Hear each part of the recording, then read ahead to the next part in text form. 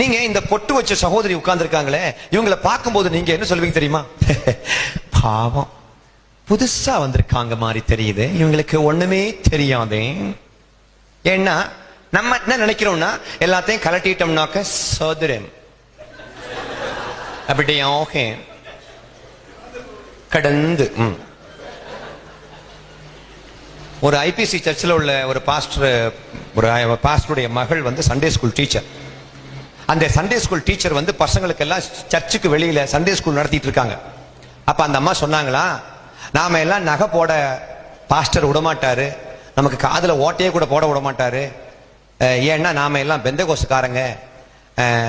ஆனா இயேசுநாதர் வந்து வெளிப்படுத்தல் 1:13 மார்பருகே பொற்கச்சை கட்டி இருக்கிறார்.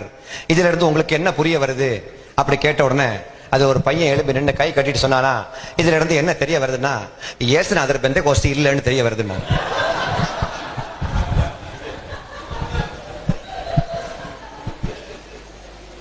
இயேசுநாதர் வந்தது வெளியில எந்த மாற்றத்தையும் செய்வதற்காக அல்ல, நீ இயேசுவை போல மாறும்படிக்கு.